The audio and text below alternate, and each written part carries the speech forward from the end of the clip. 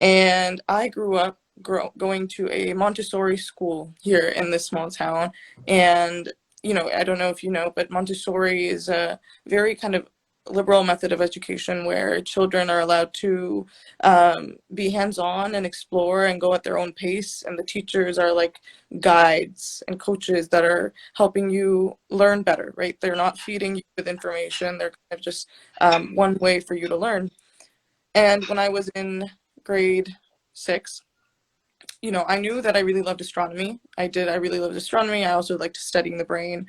And I became part of the Virgin Galactic Future Astronaut Program, which was, I'm really grateful for. And it was, I didn't believe it at the time. I didn't really know what it meant, but I'm understanding it now.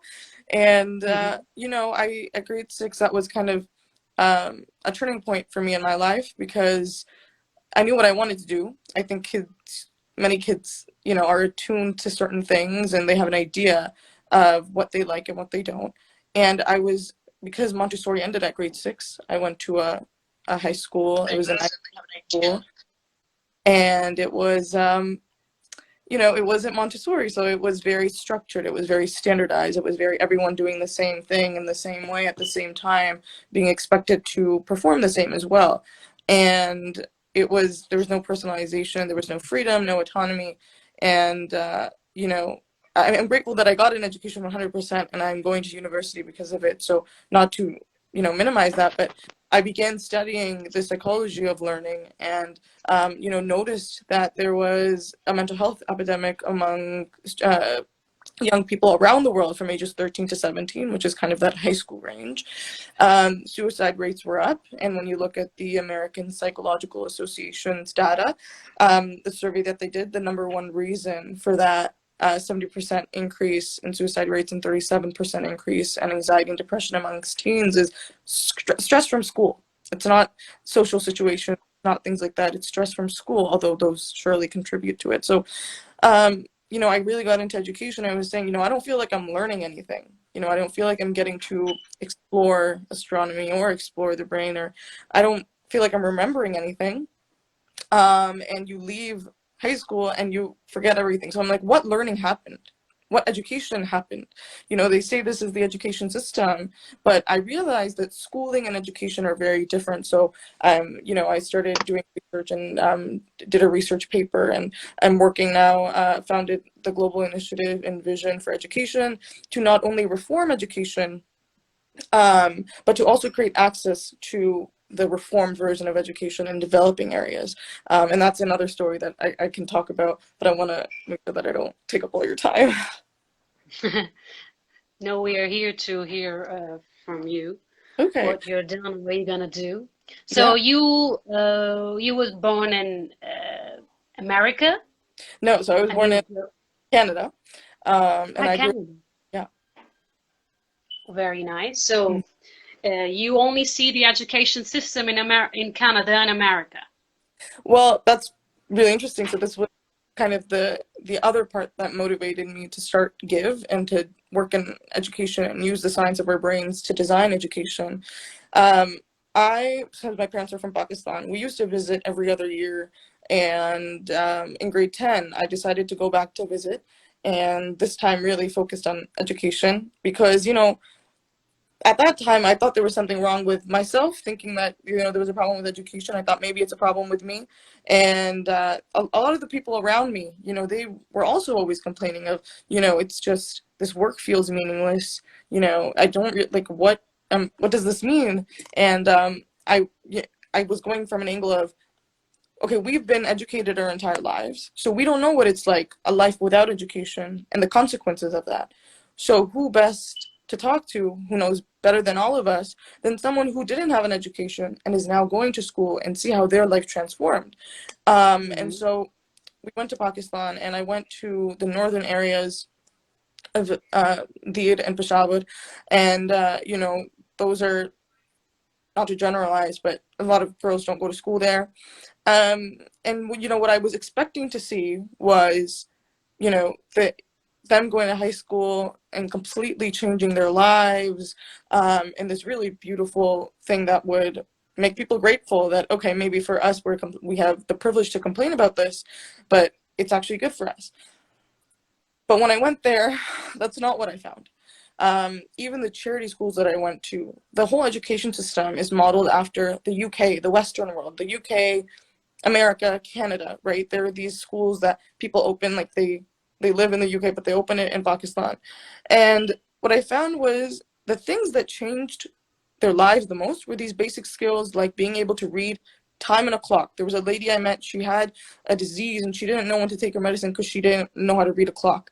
And when she learned how to read a clock, that changed her life. But the people who were in a high school, to them it was, we need to get through this. We just need to go through this, not suffering, but, this things that we might not want to do so that we can go and we can become a doctor and engineer and make a better life for ourselves and our families.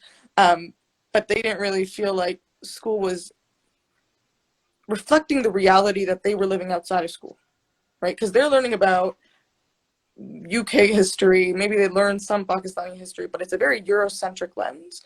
And when they go home, they have their problems of poverty and they have their problems, whether it's drugs in a community, and then they're going to school and it's not talked about. Those things are not connected. It's completely separate.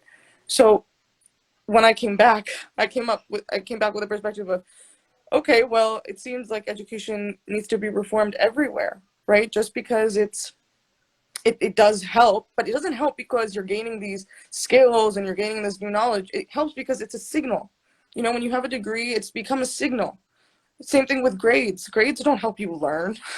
You get a grade. Yeah. The only way they would help you learn is if you get a grade, and then you look at the grade. Like, even if you get a 97, it means you have a 3% hole in your knowledge. So why don't teachers give you time afterwards to find that 3% hole in your knowledge and fill it? Why is it you just move on to the next one? Because it's not about you learning. It's about numbers. It's about metrics. It's about signaling, right? And I found that with myself. I mean, even though they live in Pakistan, it's the same experience here. It's you go to elementary school so you can go to high school, and you go to high school so you can go to university, and go to university so you can get a job. But what we're finding is, look at companies like Boeing. They have to retrain their entire workforce when they first come in, because what they're finding is their employees are not having these skills of innovation, creativity, and critical thinking that they need in the STEM field especially. And so they're retraining them to do those things. Same thing with NASA. So it needs to be reformed all around. And I think right now it's a lot of business people running the show. I think it's a lot of academics running the show. And I think scientists have a place in this by using data and using research and using neuroscience to change the way that we educate, because right now it's not an education system. It's something else, but it's not education. Yes, you're completely right. So the self-education is a much important thing rather than a school education, because we can't find the things we want, what exactly we want in school. So we start to learn by ourselves. So yeah, I found that myself too. When I was going to school, I was saying I love learning. It's my favorite thing to do. I do it outside of school. I watch videos. I take courses. You feel alive when you're learning something brand new. Exactly. And you want to share it. Exactly. But then when I went to school, I didn't feel like I was learning anything. And so I didn't enjoy that experience. And then this negative association, it's psychology, right? It's a negative association is built in young people that, school means stress, and school means, boring for some people, or school just means wasting time. Yeah, exactly. A waste of time. And then they say the goal of education in school is to create this lifelong sense of learning, this lifelong love of learning. But these kids are not having this lifelong love of learning. And they, when we look at STEM dropout rates and the amount of people going into STEM fields, I talk about this a lot. It's the way that STEM is taught that makes kids think, oh, this is how the industry actually is, and this is what it's like to work in it. And it's not. But they begin to think like it's boring, and they give you these instructions, and there's no creativity or curiosity or asking questions or freedom. And so then they don't go into that field. And I think that's a big problem that we're seeing right now we don't have a big enough STEM workforce. Yes, there's a very famous cosmologist named Neil deGrasse Tyson, I think you know. Mm-hmm. And he said that in school they teach you what to think and not how to think. So There you that's go. the Yeah, problem with education that's exactly. system. So I really like this quote, and it's my kind of philosophy. I love it. Yeah, and there's another quote. I think it was either by Plutarch or by Socrates. I can't remember, but he Hmm. says education is not the filling of a vessel, but the lighting of a fire, right? And I think Wow. that's it's right now they're trying to stuff us with information that you're going to forget anyways, instead of trying to inspire people to learn on their own. To, we don't give them the skills of how you should learn, check your sources, look at different perspectives. We try and teach for them, learn for them, try and stuff Hmm. kids with stuff.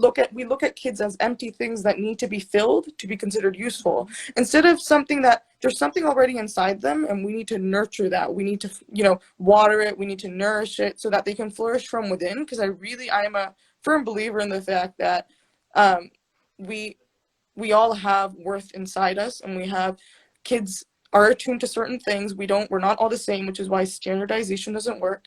And that school should be a place that fosters what a kid wants to explore and learn and discover, and not Hmm. what some curriculum designed by like a board of 10 people, especially here 10 white men, says that we need to learn. I think there needs to be room for exploration. I'm not saying that, kids know everything and give them, like, let them do whatever they want. That's not the point. But even Albert Einstein said, it should be kind of like what parents do. It's like you can't force them, but you guide them and you coach them and you help them get to where they want to go, right? Yes, exactly. So, Yeah. as you say these things about education, so which is the best education system for you Mhm. to uh, use in a school or in a country? Yeah. So, you know, I don't think there's any perfect education system out there. I Hmm. think that I think there's a lot of room for development, and that's what we're trying to do at Give, is bring stakeholders together, parents, teachers, students, principals, politicians even, because they're the ones responsible for implementing policy, to bring them together to experiment. Because I think this is something, even a perspective that I had, and I think a perspective that many people have, is we have to have the answer and then we can do something. I think that we have to try things out, and we have to try things out that we've seen work. So if you look at Finland, now I know they're a very homogenous population, there isn't that much diversity, but if you look at Finland and you look at their education system, they're they're quite close to being really, like, almost perfect. They start school at age 7 for a reason, because using research, they've seen that that's a key time for students and kids to play, to explore, to develop. And then they go to school at age 7. And when they go there, the focus is very much on, mindfulness and knowing yourself first before you start knowing everything about the world, and trying Hmm. to understand yourself while you're trying to understand the world. And it's very mission based, very purpose based.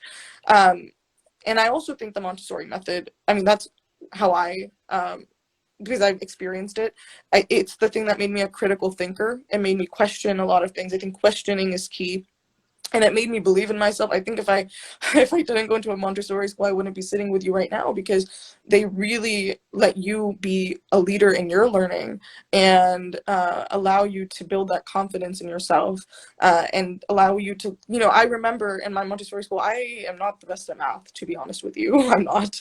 I love science. I'm not the best at math. And when I was in Montessori, they would let me take my time with it. They would support me in that, give me those extra resources, give me that extra time. Those teachers would spend extra time with students who needed it.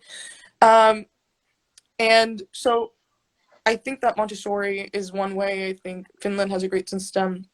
Yeah, so that question about, I don't know too much about the history of Finland's system. I am researching it, but I'm sure it took a lot of experimentation. No one gets it on the first try. Nobody, you know, gets a perfect system in the first try. So I think that we need to, and I think every society has different needs. That's the important thing.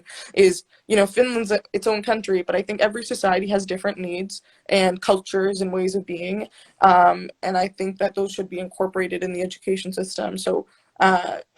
Yeah, so I would use those two as inspiration, I think, but I don't think they're perfect. I think there's a lot of other things that we can do, and that we're trying to do. which I can talk about a bit later too. Well, but I think we should go back to ancient Greek education system. Like they don't have any education system, but they want people to question themselves first, and then the things around, and then they Yeah, build themselves in exactly. with the self-education in a high level. I I really appreciate the way they learn things. Yeah, and I agree with that. And I was looking into this as well, and I think something about that, at that time it was like only white men got to do it, which is, a problem. But if we did something like that today, we have to figure out a way of how can we make sure everyone has access to that. And, I think the thing that you're talking about, it's actually personalized education. It's individualized education, right? Like Hmm. it's designed with the person by, themselves, and it's not everybody having to do the same thing. Plato didn't do the same thing as Socrates, right? They went on their own different paths. And so I completely agree with you, and I think it's absolutely possible. I think we see it. There are alternative schools that are popping up now because people are realizing this is not working, especially in the digital age. We're in the 21st century, but we're using 20th century and 19th century methods of teaching. And we have the same system as 100 years ago from the industrial age when they wanted factory workers, right? If you look at, I don't know about there in the Middle East or in Turkey, but I know here schools are designed like factories. You have bells, which are, with the periods, which they invented because it's in the factory you changed your shifts. Then they have the rows of seats, which is like the rows of factory workers. And then they make you do redundant tasks over and over again, like busy work. There's no actually purpose or meaning to them. Because that's what you did in a factory, and it hasn't changed very much, other than maybe they put a smart board and put some laptops in a classroom. So I agree with you. I think that education, if we use the people who actually started this movement for education and opening your minds, uh, in my paper I actually start off with them and use their philosophies as a measuring, like as a metric to measure how well our education systems are doing. Yeah, I think it needs to be personalized, and I think that we can do it if people um, are willing to push for it, because it's not going to, politicians are not going to do it, policymakers are not going to do Yes. it, just because it is a lot of work for sure, and it's an investment. It's like short-term pain for long-term gain. Less people are going to be depressed and have anxiety. You're going to have a much more skilled workforce, a lot of more women in the workforce, and better skilled people, doing more innovation than you could ever imagine. But they don't see that. They see, the money that they have to invest right now. So I think it needs to be like a movement based thing where people at their own institutions and their own communities are pushing for change and bringing this to their policymakers and saying, hey, even if that's what we're doing at Give, is we want to develop the solutions to take them to policymakers, because we know that the people who created the problem are not going to be able to fix it. And I think that this is a way for people to have their voice, to build their own model, and then take that solution to the people who can implement it. So yeah, I agree with you. Yes, thank you. So we have another question from Elif. What do Yeah. you advise to girls who needs to apprise a lot to family for getting something because it makes a bad psychology between her and families and no way to reach goal without doing that even? Yeah. Okay. So is that kind of about like the family not wanting them to go into to do a certain type of field, certain type of work? Is that the question? Yes, kind of. Okay. Yeah. Okay. So, I've been very fortunate and privileged to be able to have a supportive family. When I went to Pakistan, there were a lot of women who had that story, and I think it's that's certainly a cultural problem that exists in many places. It exists here as well. I think one big problem is that women aren't really represented in STEM. I think we'd like to think that we are. I went to an all-girls school, and so they talk about women scientists, but it was still dominated by. I love Einstein and I love Newton and stuff, but it was all these white men, or just men in general, and I think that helps shape a society as well. And so these parents might be having this perspective of it's not for women. I know, I have family members who have said that to me, this is not for women, this is not a woman's job. And the person who wants to do that, that's very difficult for them. I think that it takes a lot. What I would advise is get mentors. I've doing the Space for Women mentorship program with the United Nations Office of Outer Space Affairs. And I've had women with the exact same story reach out to me and say, my family and my friends don't believe I can do this. They laugh at me every time I say I want to go into astroengineering or astronomy or something. Can you help me get there? And so we help build like a educational sort of pathway for them of, okay, this is the university programs that you can go into, get this degree, internships, volunteer opportunities, jobs, things like that.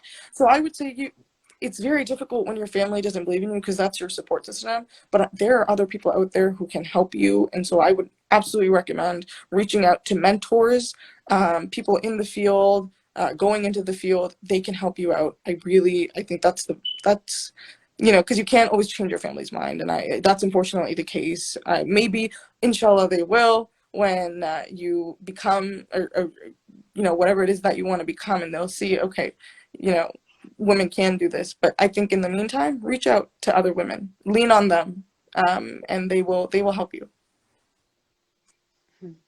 Nice, thank you. So, can you tell us about your some difficulties in your life that while you're learning something, what was the hardest moment that you want to give up and then you didn't?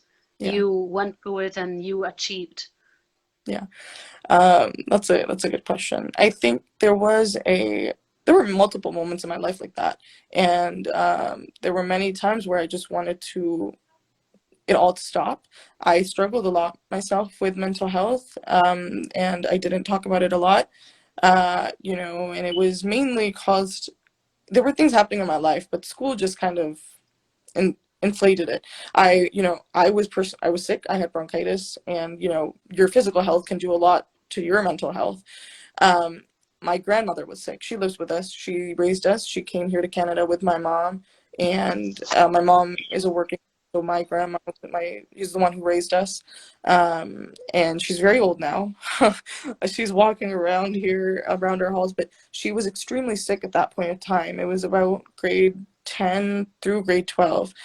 And I did the International Baccalaureate program, the IB program. So that's extremely rigorous. And it was this immense amount of work, which I felt like had no meaning. There was no purpose to it. It was kind of like I was just doing this so that I could get my degree, so that I could get into university. And that's really what it felt like. It wasn't like I wanted to be doing what I was doing.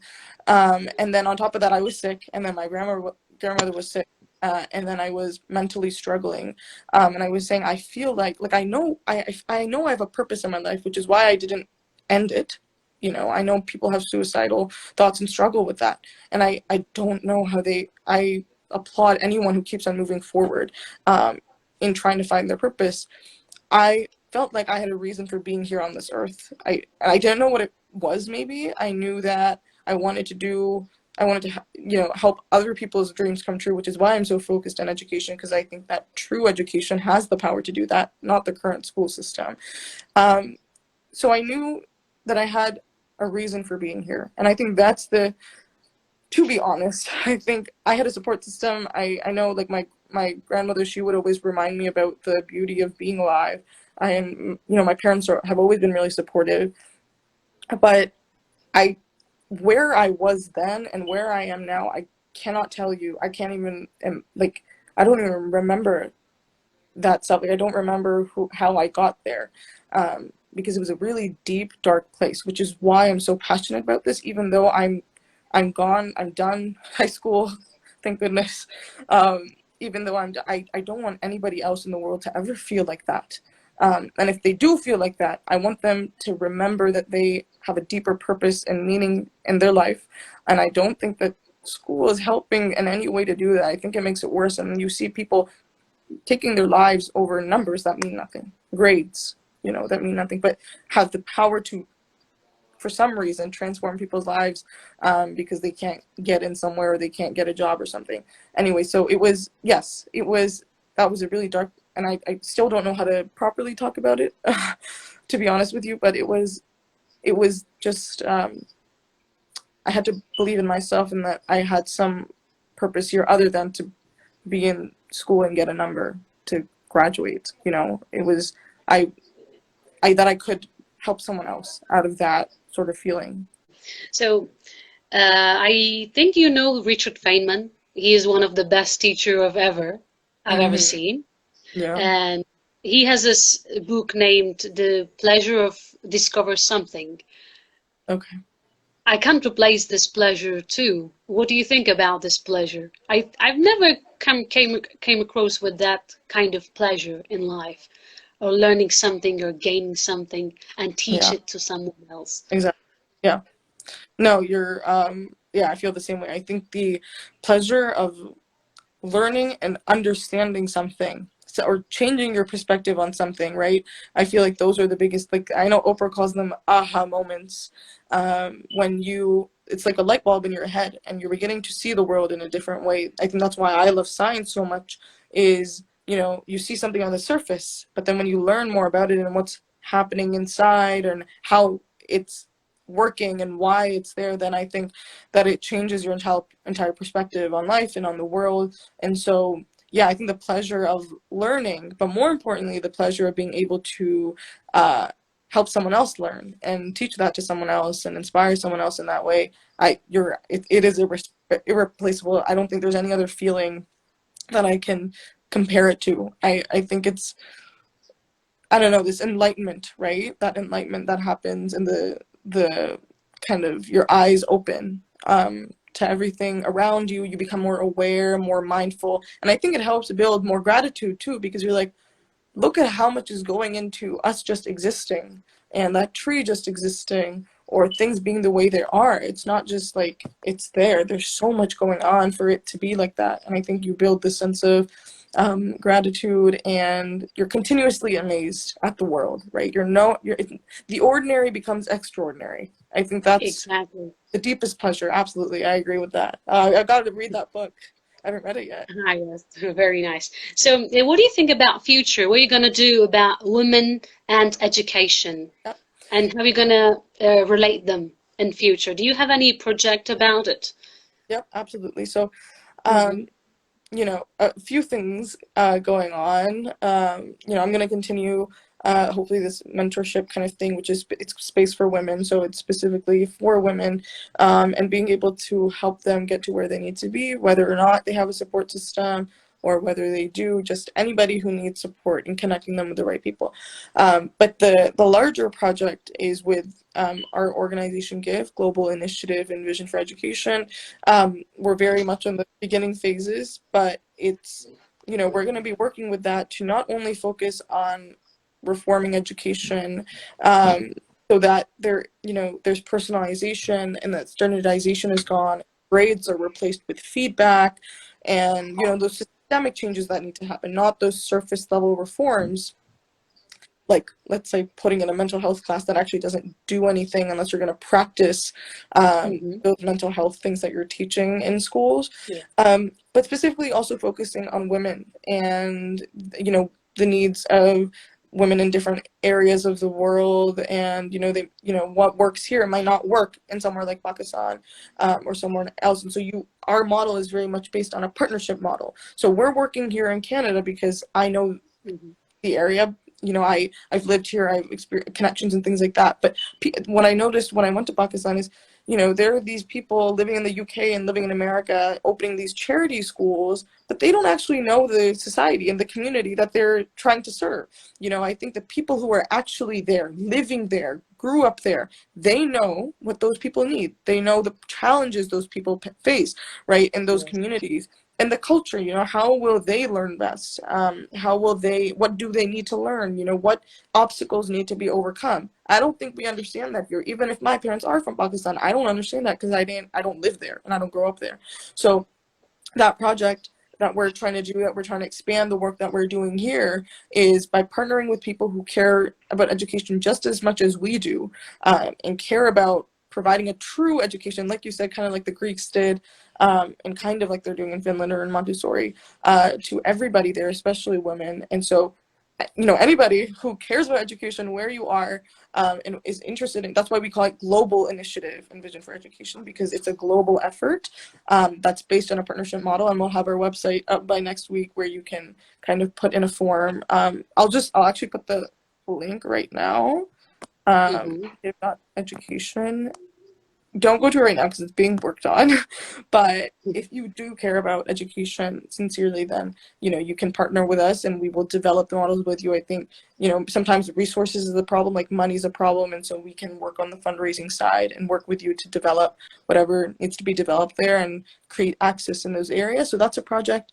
But yeah, we're very much, and another thing is a documentary that we're doing to highlight these issues, because I don't actually think many people understand the problem with education. I didn't 2 years ago. I think we look at the surface problem and we say, okay, let's just put more money into it, but where's that money going? Or let's just, now they're doing this here, the social emotional learning once a month, where you come as a group and you talk about feelings, which I guess it's a step in the right direction, but that's not the systemic problem. It's school is causing these mental health issues in kids from a very young age, and they need to fix it. It's not, the onus is not on the child, it's on the system that's perpetuating it. And so that's what we're really trying to do, is educate people on what's wrong with education and how do we move forward, how do we change. I think individuals do have power, and when we come together and when we organize, right now in America we're seeing, and everywhere, the Black Lives Matter protests, when people come together and when they organize and they fight side by side, that's when change happens. Not like us as one organization, or me as one person, or you as one person. We can't get as much done as if we unless we work together and we stand together. And so that's what we're trying to do. But first, most importantly, we have to really be on the same page and get people to understand that this is what the actual problem is. The problem is not kids themselves and all this stuff, but it's the system that's perpetuating that. And then we'll go into kind of like what's wrong with the system, what's an alternative, like you said, what other models are out there and what can we do. And so that's what we're working on as well. So if we're reaching out to education experts, if you happen to be one or one, let us know. But yeah, creating awareness. I think if people don't know about the problem, then they won't care about it. I think that's why documentaries are really effective. If you look at something like I don't know if you've seen the 13th here, it's really big. I don't know about there, but in the 13th on Netflix here, that's kind of what got people to really take action on the Black Lives Matter movement. And so I think that's really important, is to create awareness and then get people to act. So yeah, those are the projects that we're working on, and that we can hope to implement in the next couple of months. Yeah. That's very nice. You're working